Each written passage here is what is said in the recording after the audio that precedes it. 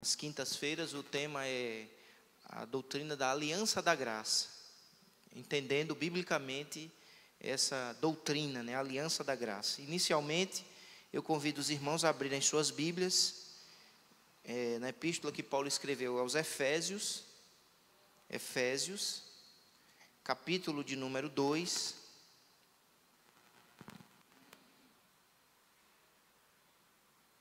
Efésios capítulo 2, versículo de número 12.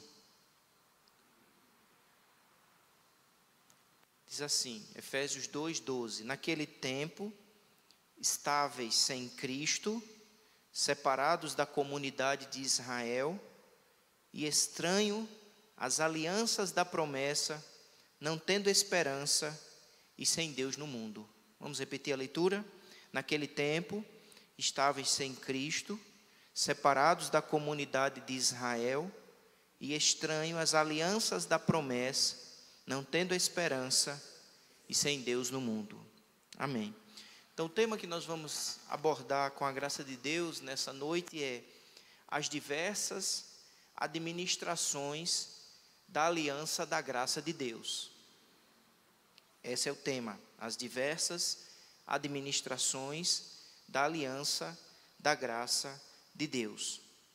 Introdutoriamente, nós iremos fazer algumas observações sobre as antigas alianças. E a primeira observação que precisamos fazer é que a primeira revelação da aliança da graça nós encontramos em Gênesis 3:15. Abra sua Bíblia, por favor, em Gênesis, capítulo 3, versículo de número 15. Aqui nesse versículo, nós temos a primeira revelação da aliança da graça. Diz assim: porém, inimizade entre ti e a mulher. Isso é Deus falando. Entre a tua descendência e o seu descendente. Este, no caso, o teu descendente, o descendente da mulher, te ferirá a cabeça, e tu lhe ferirás o calcanhar. Então nós temos aqui o que se chama também de início do evangelho, ou proto-evangelho.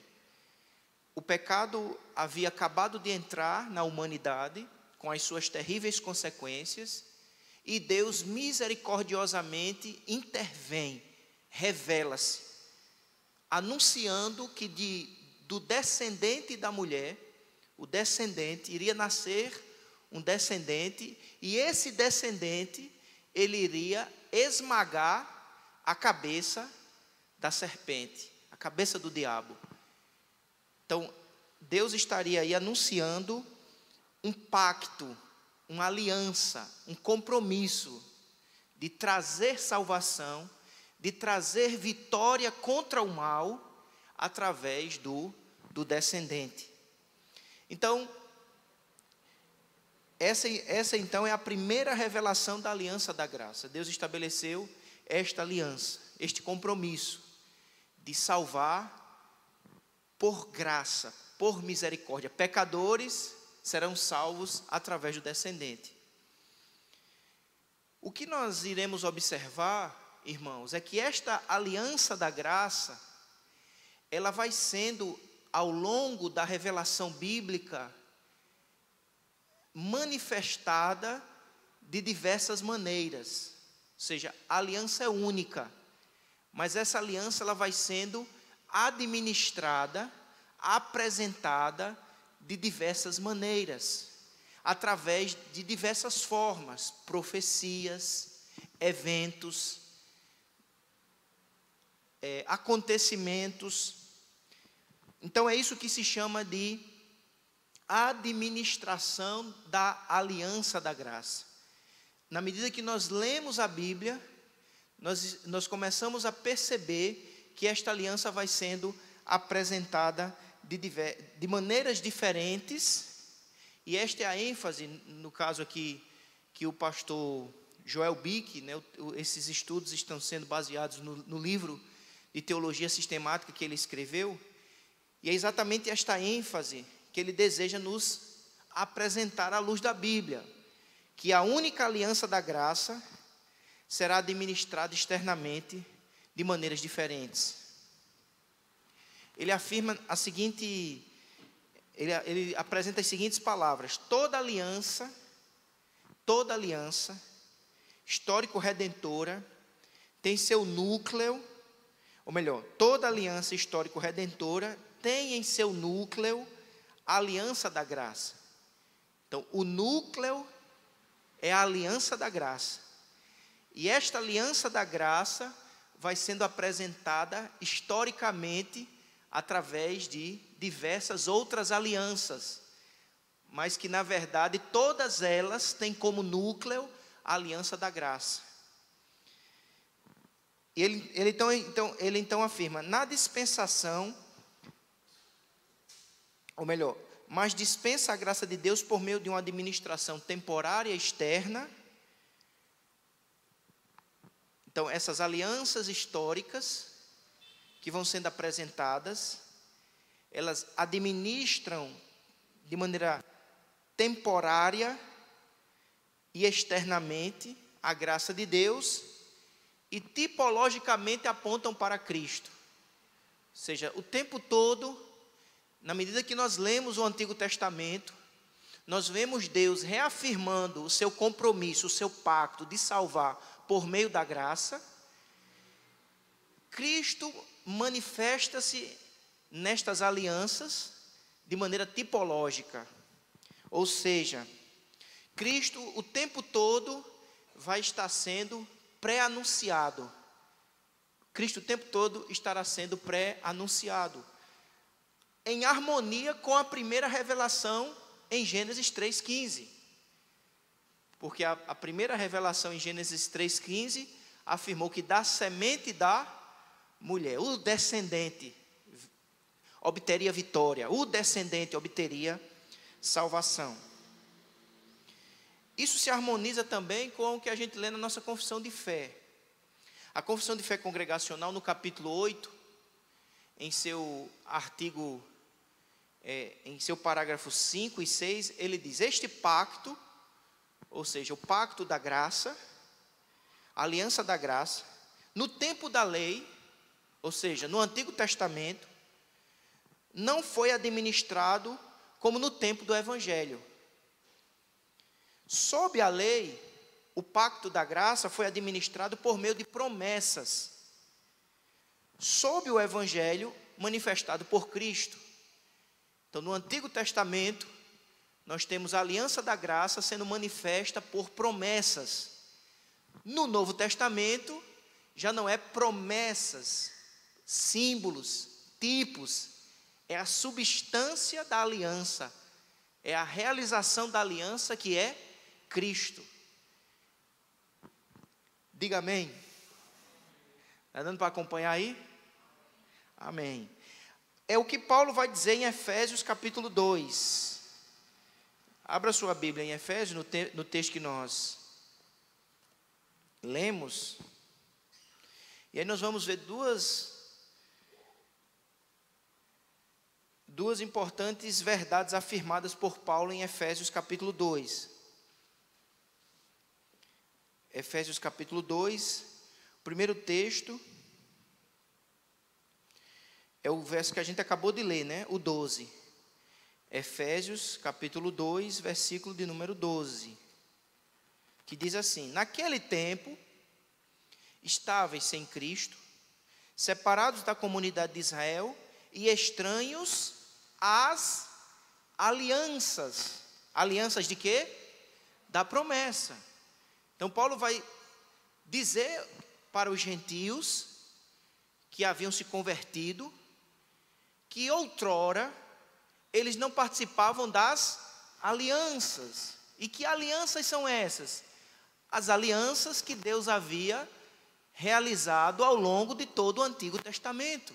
A aliança que ele fez com Adão, a aliança que ele fez com Noé, a aliança que ele fez com Abraão, a aliança que ele fez com Moisés. Então ele está dizendo, as alianças que Deus havia feito no Antigo Testamento, vocês não participavam, vocês estavam fora deste pacto, vocês estavam fora destas alianças. E uma coisa importante que o apóstolo Paulo afirma aqui nesse versículo, que as alianças ocorridas no Antigo Testamento, elas apontavam para o quê? Veja aí o versículo 12. As alianças da promessa. Repita comigo essa frase. As alianças da promessa. O pacto da promessa. Paulo está dizendo, vocês estavam fora deste pacto da promessa. Aí você pergunta, que alianças eram estas? Ou melhor, que promessa era essa? Qual era a promessa? A promessa foi a que Deus deu desde o Gênesis, de que salvaria por intermédio do descendente da mulher. Que promessa é esta? A promessa que através do descendente de Abraão, lembra que Deus reafirma uma promessa a Abraão, dizendo que do descendente de Abraão, Deus abençoaria todas as famílias da terra. Então é sobre esta promessa que o apóstolo Paulo se refere aqui. É a bênção que envolve o evangelho da salvação. Então esse é o primeiro aspecto que ele afirma. As alianças, que é chamada de alianças histórico-redentoras, as alianças feitas antes da encarnação de Jesus Cristo, implementaram administrações temporárias da graça de Cristo. Em outras palavras, ele está dizendo o seguinte, que as alianças manifestadas no Antigo Testamento, a Adão, a Noé, a Abraão, a Moisés, todas elas anunciavam salvação pela graça. Portanto, a mensagem do Evangelho, a salvação pela graça por intermédio de Cristo, não é uma mensagem proclamada única e exclusivamente no Novo Testamento. O Antigo Testamento, através do anúncio das alianças da promessa, já estavam proclamando graça salvadora. Não é que no Antigo Testamento Deus salvava pela lei, e agora depois de Cristo Deus salva pela graça. Não é este o entendimento. O entendimento é que desde que o homem necessitou de salvação, Deus soberanamente salva por intermédio de sua graça, através do descendente que é Cristo Jesus o Senhor. Paulo vai explicar isso quando nós lemos Gálatas. Vamos dar uma olhada no texto de Gálatas, no capítulo 3, no versículo 14. Para que a bênção de Abraão, Gálatas 3,14, para que a bênção de Abraão chegasse aos gentios em Jesus Cristo, a fim de que recebêssemos pela fé o Espírito prometido. Então a bênção de Abraão chega aos gentios por intermédio de quem? De Jesus Cristo. Olha o verso 15. Irmãos, falo como homem, ainda que uma aliança seja meramente humana, uma vez ratificada, ninguém revoga ou lhe acrescenta alguma coisa. Ora, as promessas foram feitas a Abraão e ao seu descendente. Olha o detalhe da palavra de Deus. Não diz e aos descendentes, como se falando de muitos, porém como de um, e ao teu descendente, que é Cristo. Veja que a ênfase é no singular. Quando Deus se revelou a Abraão, lá em Gênesis 15, Gênesis 17, Gênesis 22, toda vez que Deus revela a promessa de salvar, Ele diz, eu salvarei, eu abençoarei pelo teu descendente, não os teus descendentes, porque aquela promessa estava prefigurando Cristo, aquele que abençoa, aquele que salva. No Antigo Testamento,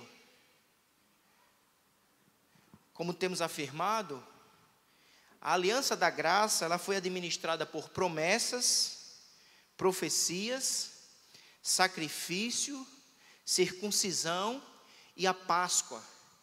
Todos esses elementos eram administrações, manifestações do compromisso de Deus de salvar por meio da graça. Então eles anunciavam graça salvadora. E todos estes elementos também estavam apontando para Cristo. Então veja, no Antigo Testamento, a aliança da graça foi administrada por promessas, profecias, sacrifícios, circuncisão e a Páscoa. E hoje, a partir do Novo Testamento, como é que a aliança da graça é administrada, torna-se conhecida? Hoje, a aliança da graça torna-se conhecida, ela é administrada através da pregação do Evangelho. Então hoje não precisamos mais de sacrifícios, de circuncisão, né? Não precisamos hoje de realizar as festas judaicas. O que nós hoje precisamos é proclamar o Evangelho, porque o Evangelho proclama Cristo, o garantidor da salvação pela graça. Portanto, sob o Novo Testamento, a aliança da graça é administrada na pregação do Evangelho, no batismo e na ceia do Senhor.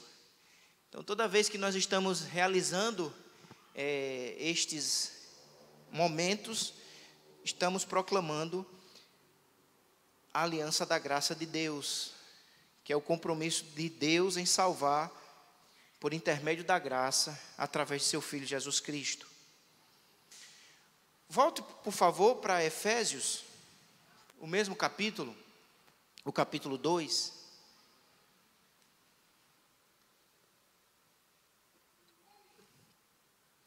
Paulo traz mais uma informação, dizendo que as administrações do Antigo Testamento, elas eram temporárias. Veja o que ele diz no verso 12. Naquele tempo, aí ele vai dizer, né? Estavam sem Cristo, estranham as alianças da promessa. Naquele tempo, agora leia o verso 13, 2:13, Efésios 2:13. Mas agora, em Cristo Jesus, vós que antes estáveis longe, fostes aproximados pelo quê? Pelo sangue de Cristo.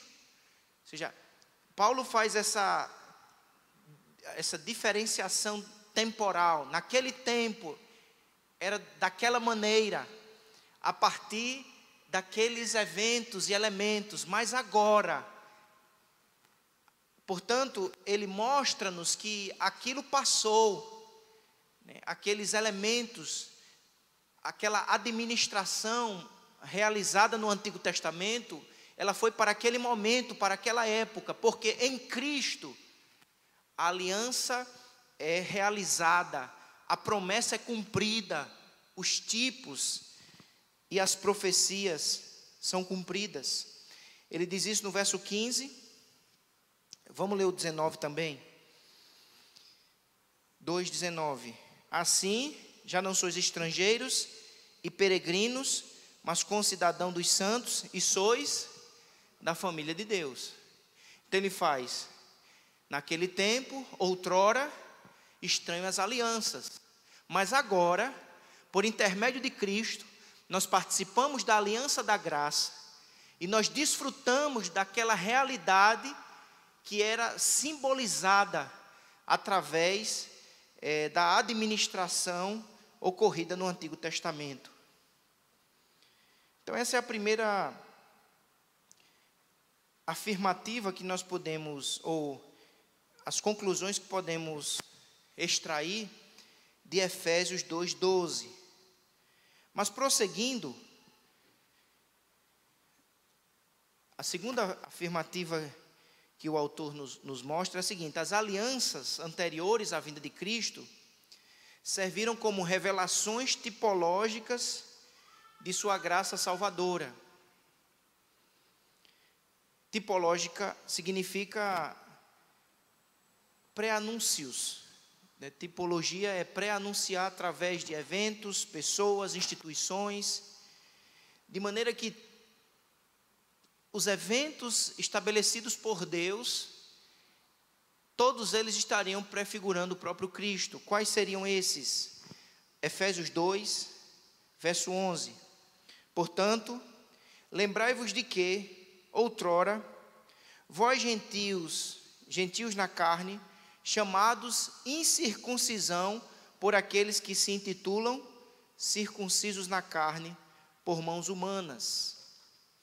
A circuncisão era um dos eventos que anunciava a aliança da promessa que Deus havia feito com Abraão. Deus fez uma aliança com Abraão de abençoar através do seu descendente, e a evidência de que a pessoa de fato creu na promessa era exatamente a circuncisão. Mas é interessante observarmos em Colossenses 2:11, abra sua Bíblia por favor em Colossenses 2:11, que o apóstolo Paulo vai afirmar que aquela circuncisão feita por mãos humanas, ela apenas pré-anunciava uma circuncisão espiritual, que é sinônimo de transformação do coração, que é feita por Cristo, no poder do Espírito. Colossenses 2:11. Nele também fostes o quê?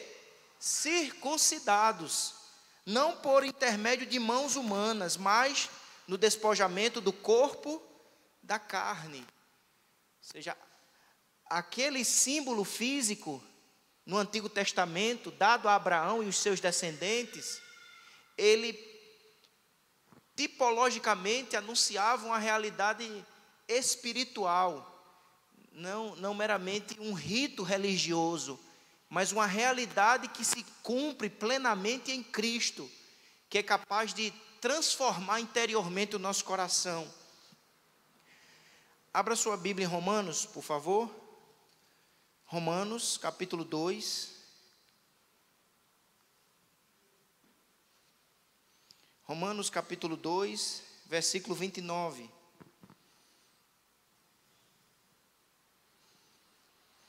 Romanos, capítulo 2, versículo 29. Porém, judeu é aquele que o é interiormente, e circuncisão há que é do coração, no espírito, não segundo a letra, cujo louvor não procede dos homens, mas de Deus.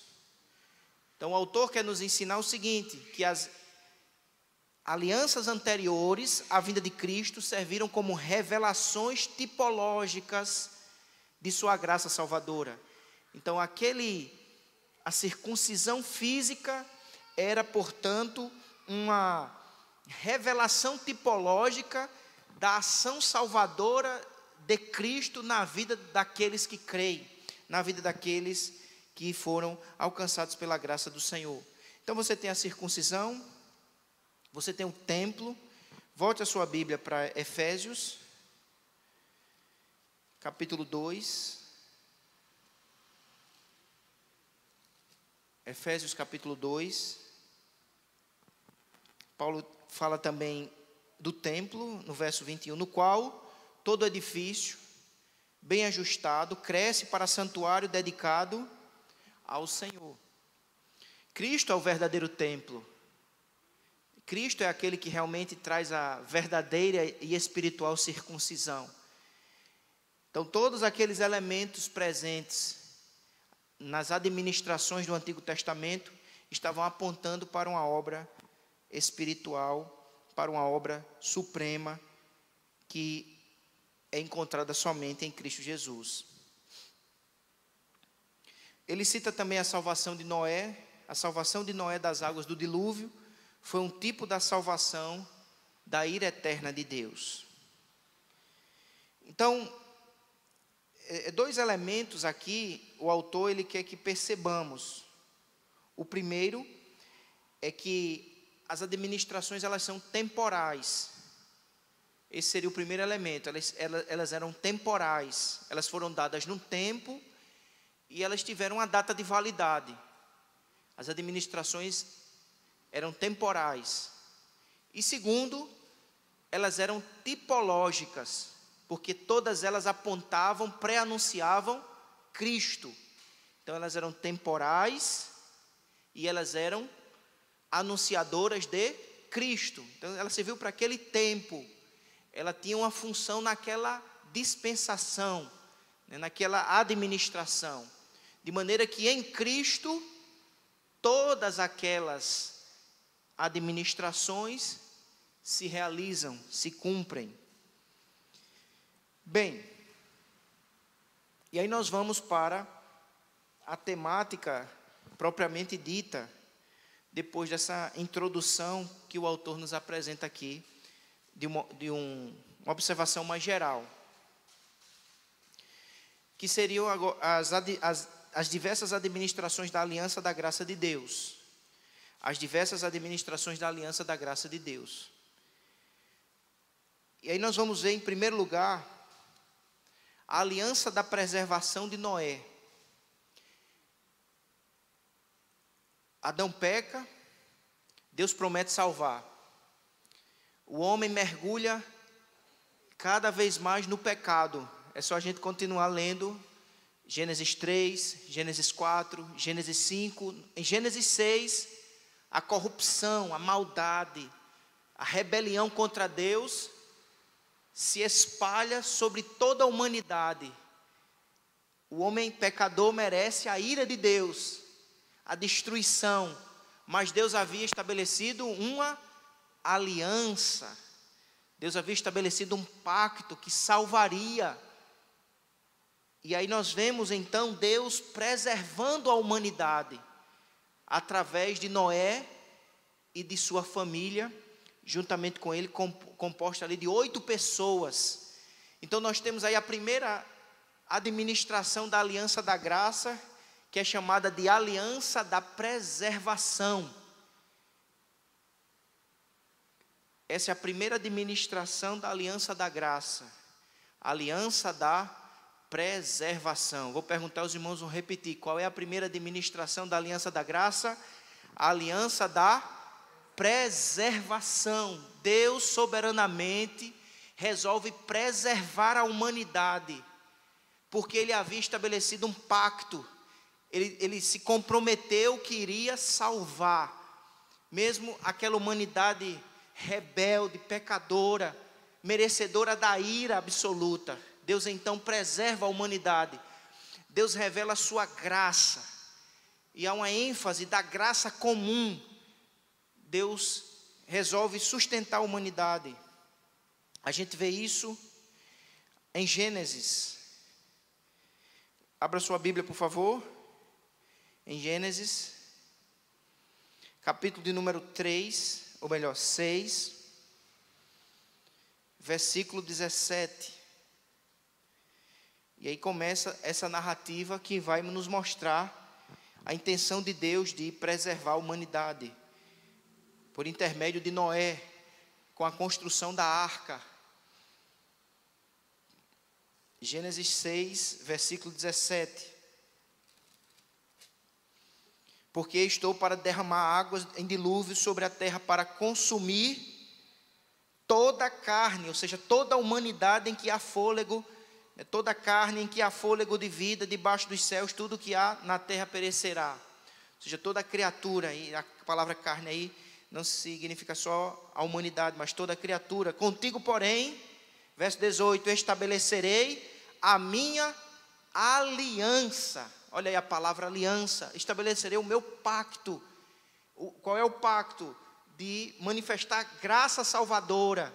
Então Deus não esqueceu da sua aliança, do pacto, de preservar. Então Ele está dizendo isso a Noé: contigo, porém, estabelecerei a minha aliança, entrarás na arca, tu e teus filhos, a tua mulher e as mulheres de teus filhos. Então você tem aí o estabelecimento da aliança.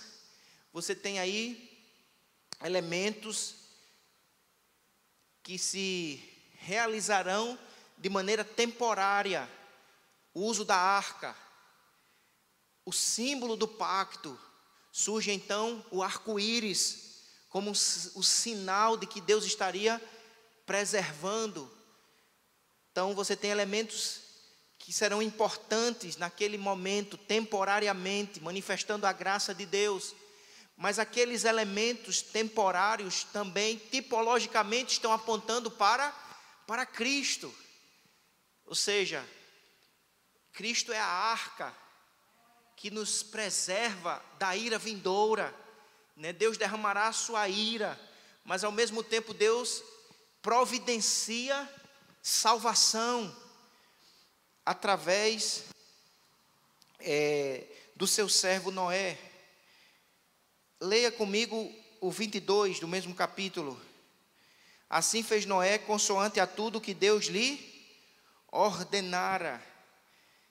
Noé levanta-se também como um tipo de um servo disposto a obedecer, firmado na graça de Deus. Veja o verso 5. E tudo fez Noé segundo o que o Senhor lhe ordenara. O 8:1.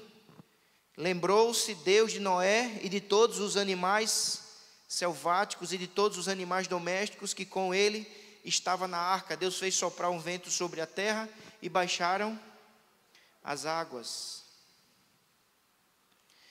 Então veja Deus agindo graciosamente. Do capítulo 6, passando pelo capítulo 7, até o capítulo 9, quando Deus reafirma o compromisso de abençoar a humanidade, porque de certa maneira você tem uma repetição da bênção dada a Noé. Aqui em Gênesis, você tem uma repetição da bênção dada a Adão, quando Deus cria Adão e diz a Adão: cresça e multiplique. Deus abençoa Adão. Infelizmente Adão peca, desobedece, atrai a ira de Deus. Mas aqui no capítulo 9 de Gênesis, Deus diz a Noé, mais uma vez, abençoou Deus a Noé e a seus filhos e lhes disse: sede fecundos, multiplicai-vos e enchei a terra. Então Deus preserva a humanidade. A humanidade precisava ser preservada para que a promessa do descendente pudesse ser cumprida. A promessa será cumprida porque a humanidade está sendo preservada, de maneira que Deus manifestará a sua graça salvadora através do descendente. Mas a promessa só poderá ser cumprida se a humanidade for preservada. Então aqui Deus está salvando, Deus está providenciando salvação, Deus está cumprindo a sua promessa. É interessante, irmãos, que esse episódio aqui de Gênesis, que fala de Noé, é lembrado muito no Novo Testamento, tanto por Jesus como também por Pedro. Se você abrir a Bíblia, vamos abrir as nossas Bíblias em Mateus.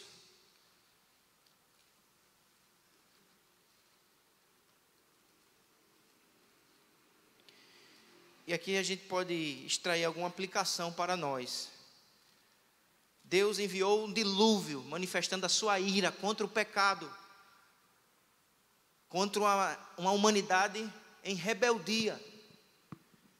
Mas o que significa estar em rebeldia contra Deus? O que significa estar vivendo numa situação de vida que atraia a ira de Deus? Porque Deus irou-se tanto com aquela geração? Como é que eles estavam vivendo? O que eles estavam fazendo que Deus resolveu destruir com o dilúvio e guardar só 8 pessoas, Noé e mais 7 pessoas? Jesus vai dizer, Mateus 24.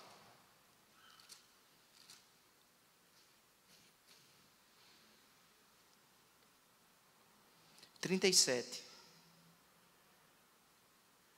Pois assim como foi nos dias de Noé. Mateus 24, 37. Você encontrou? Mateus 24. Pois assim como foi nos dias de Noé, também será a vinda do Filho do Homem. Será como nos dias de Noé. Aí você pergunta, como é que era nos dias de Noé?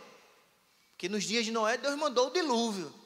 Nos dias de Noé, Deus derramou sua ira, que atingiu toda a humanidade. Como é que era nos dias de Noé? Aí ele vai responder, continuando aí no versículo 38. Porquanto, assim como nos dias anteriores ao dilúvio, comiam e bebiam, casavam e davam-se em casamento, até o dia em que Noé entrou na arca. Você diz, então nos dias de Noé era assim? Estavam comendo, bebendo, casando e dando-se em casamento, bebendo, comendo, indo para a festa de casamento. Aí você diz, que pecado é esse? Porque você poderia esperar, será como nos dias de Noé, matavam, estupravam, roubavam, adulteravam. Não é isso que a gente aguardaria ler? Matava, roubava, estuprava, e Deus mandou, mas ele não diz isso, ele diz, comiam, bebiam, casavam, e aí eu olho que parece muito com a nossa vida. É exatamente o que a gente faz: comer, beber, casar e dar-se casamento. Qual é o pecado aqui? O pecado, irmãos, é que eles estão vivendo única e exclusivamente para isso. É uma vida sem Deus. É a vida que só vive para o comer, o beber, o curtir, o festejar. Eles não estão sendo acusados aqui de pecados escandalosos. Mas aos olhos de Deus é também escândalo quando a gente vive uma vida centrada apenas no aqui e agora. Uma vida mundana, uma vida secularizada, que não busca Deus, que não pensa em Deus, que não agradece a Deus. E essa sociedade atual é muito parecida com os dias de Noé.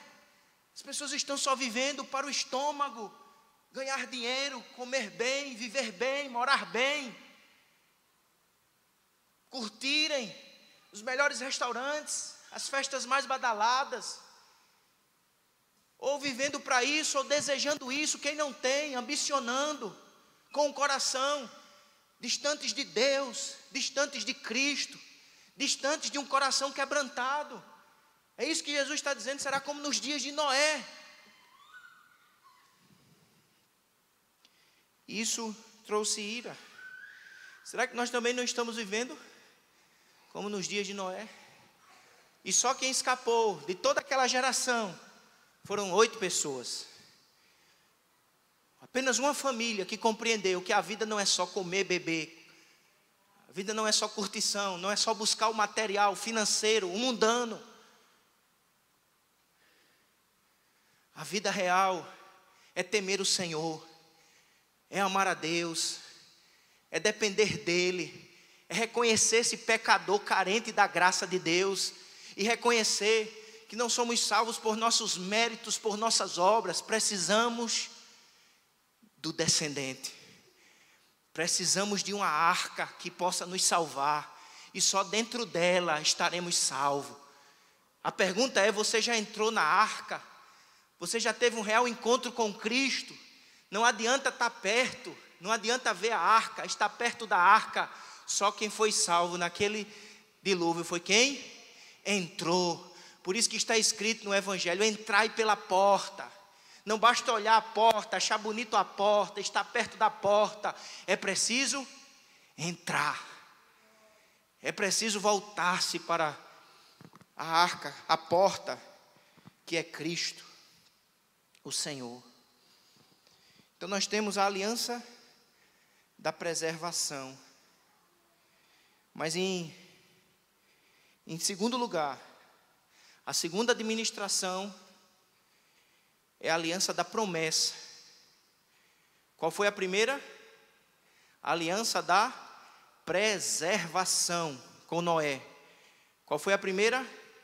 A aliança da preservação com Noé. A segunda, a aliança da promessa com Abraão.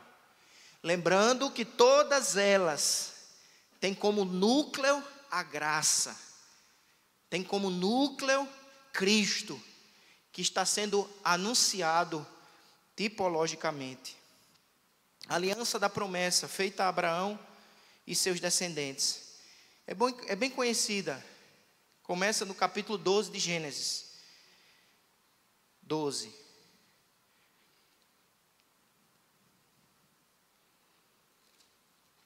Gênesis 12.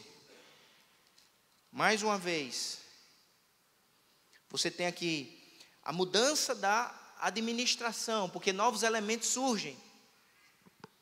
Em Noé foi a arca, o arco-íris. Em Abraão será a mesma promessa de salvação, mas a administração é diferente, porque aqui a ênfase será na circuncisão.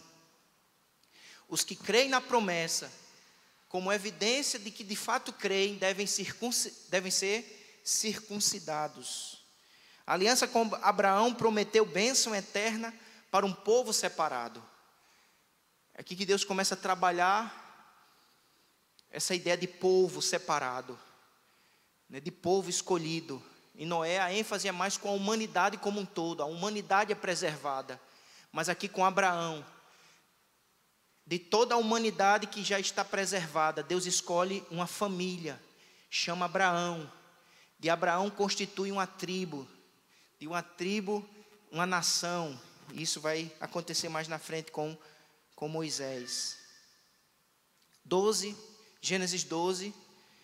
Olha, disse o Senhor a Abraão: sai da tua terra, da tua parentela e da casa de teu pai, e vai para a terra que te mostrarei. De ti farei uma grande nação, e te abençoarei, e te engrandecerei o nome. Se tu uma bênção. Verso 3: abençoarei os que te abençoarem, amaldiçoarei os que te amaldiçoarem. Em ti serão benditas todas as famílias da terra.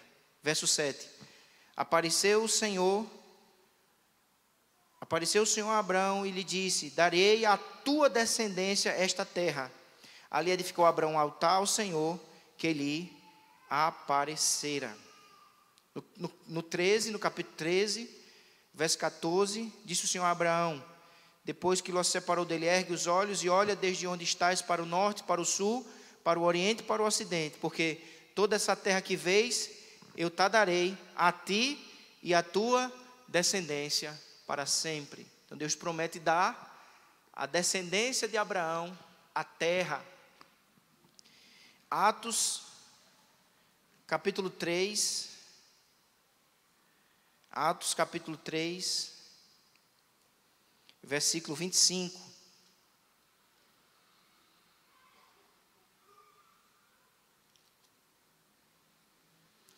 Vós sois os filhos dos profetas, Atos 3, 25. Vós sois os filhos dos profetas e da aliança que Deus estabeleceu com vossos pais, dizendo a Abraão: na tua descendência serão abençoadas todas as nações da terra.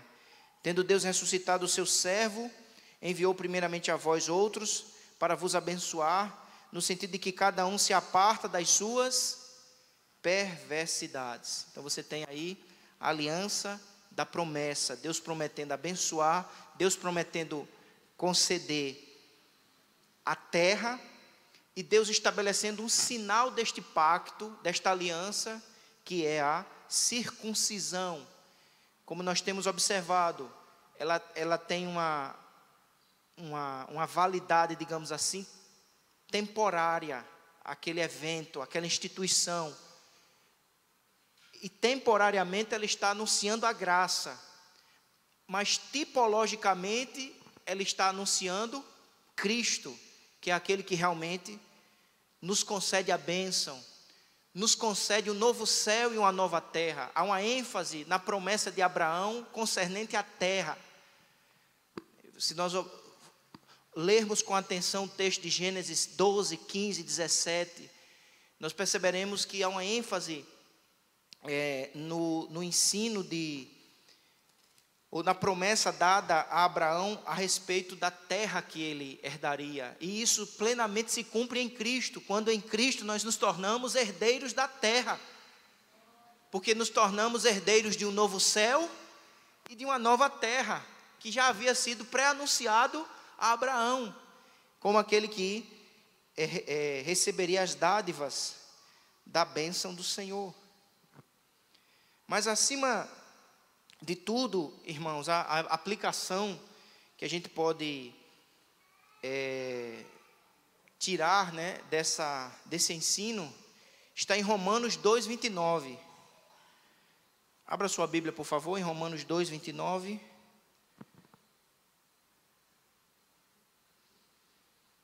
Que diz assim: porque judeu é aquele que o é interiormente, e circuncisão a que é do coração, no espírito, não segundo a letra, e cujo louvor não procede dos homens, mas de Deus.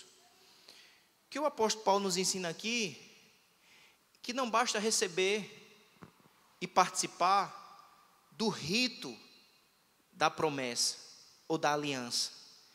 É preciso ter uma experiência interior de fé, né, no descendente.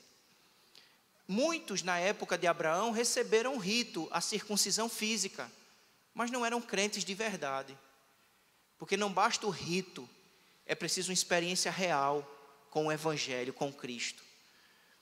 E a dádiva é dada de fato, as bênçãos são concedidas aos que experimentam essa transformação. Abra sua Bíblia rapidamente em Filipenses 3:3.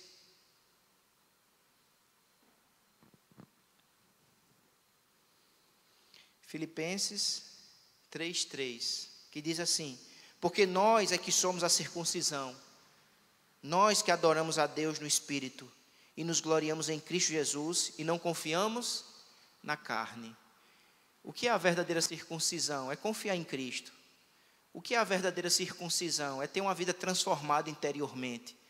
O que é a verdadeira circuncisão? É entender que nós não somos salvos por méritos, por nossas próprias obras, mas única e exclusivamente em Cristo. E Abraão desfrutou desta bênção, não apenas física, mas também espiritual, porque ele creu na promessa.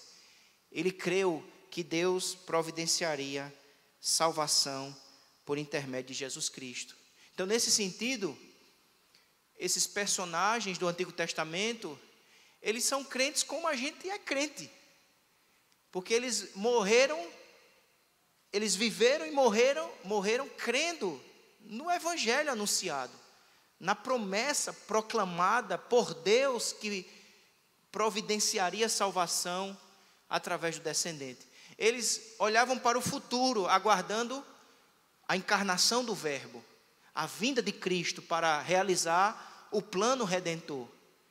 Nós também, a gente não olha para o futuro aguardando a encarnação, nós olhamos para o passado, sabendo que ele já veio e cumpriu plenamente a promessa. E por último, por fim, a terceira administração, que é a aliança da lei com Israel. Então você tem a aliança da preservação, a aliança da promessa e a aliança da lei. A aliança da lei é um trecho bem longo, né? Êxodo 19 ao 40, depois Levítico, depois Números e Deuteronômio. Mas eu gostaria de observar rapidamente alguns versículos. Eu peço que você, por favor, acompanhe. Êxodo 3.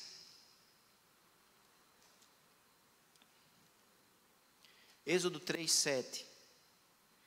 Disse ainda o Senhor: certamente vi a aflição do meu povo que está no Egito, e ouvi o seu clamor por causa dos seus exatores, conheço-lhe o sofrimento. Agora o verso 10.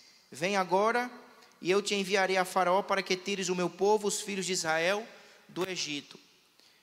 O que nós percebemos nesse versículo inicial aqui que eu estou lendo? Que a graça de Deus está presente no Antigo Testamento. Deus agindo para libertar o seu povo. Deus graciosamente tomando a iniciativa para libertar o seu povo. Êxodo 5:1. Depois foram Moisés e Arão e disseram a Faraó: assim diz o Senhor, Deus de Israel: deixe ir o meu povo para que me celebre uma festa no deserto. Ou seja, Deus diz, é o meu povo. A lei ainda não havia sido dada. Deus já chama aquele povo de meu povo. Observe, por favor, o capítulo de número 20. Pule agora para Êxodo 20, verso de número 2. Eu sou o Senhor teu Deus, que te tirei da terra do Egito, da casa da servidão. Não terás outros deuses diante de mim. O que o autor deseja que percebamos à luz da Bíblia? Que existe também graça na lei. O tempo todo o Senhor está se revelando a Israel, dizendo, eles são o meu povo. Eu ajo graciosamente libertando-os. Agora, Deus então, aqui conforme nós lemos em Êxodo 20, verso 2, ele já apresenta-se como o Senhor que liberta. E aquele povo liberto recebe a lei do Senhor, não para ser liberto, mas porque foram libertos pela graça salvadora do Senhor. Libertos para desfrutar da bênção, libertos para desfrutar da terra. Agora, Deus atrela o desfrute da terra à obediência. A lógica é a mesma. Nós somos salvos pela graça. Nós somos salvos por Cristo Jesus. E Deus nos concede bênçãos por intermédio de Cristo. Mas Ele exige de nós também obediência. Não para salvar, não para nos libertar, mas exatamente porque somos libertos e devemos viver uma vida que agrada àquele que nos libertou. Uma vida que se harmoniza com a vida de libertação. Por isso que a aplicação desse texto está em 1 Coríntios. Por favor, abra sua Bíblia. Em 1 Coríntios, capítulo de número 10.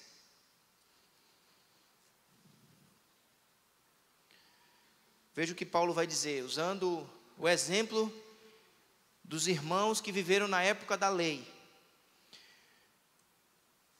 Ora, irmãos, não quero que ignoreis que nossos pais estiveram todos sob a nuvem e todos passaram pelo mar, tendo sido todos batizados assim na nuvem como no mar, com respeito a Moisés.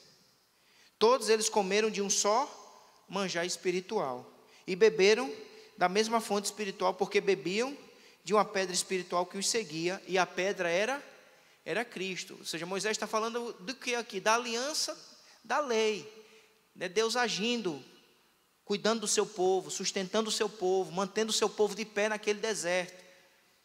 Agora veja a aplicação que ele faz no verso 5. Entretanto, Deus não se agradou da maioria deles, razão porque ficaram prostrados no deserto. Aí veja o verso 6, ora, estas coisas se tornaram exemplos para nós, a fim de que não cobicemos as coisas más, como eles cobiçaram. Não vos façais, pois, idólatras, como alguns deles, porquanto está escrito, o povo assentou-se para comer e beber, e levantou-se para divertir-se. E não pratiquemos imoralidade, como alguns deles o fizeram, e caíram num só dia 23.000. Não ponhamos o Senhor à prova, como alguns deles já fizeram, e pereceram pelas mordeduras das serpentes. Nem murmureis, como alguns deles murmuraram, e foram destruídos pelo exterminador. Estas coisas lhes sobrevieram como exemplos, e foram escritas para advertência nossa, de nós outros, sobre quem os fins dos séculos têm chegado. Aquele, pois, que pensa estar em pé, veja que não caia. O que Paulo mostra-nos? Que aqueles indivíduos participaram daquela administração da graça de Deus, mas eles tiveram apenas um contato meramente externo, né? Eles tiveram contato meramente formal com os ritos, com as bênçãos do Senhor, de maneira que eles se entregaram ao pecado, a incredulidade, a idolatria. E Paulo termina dizendo, eles caíram, eles eles foram prostrados no deserto.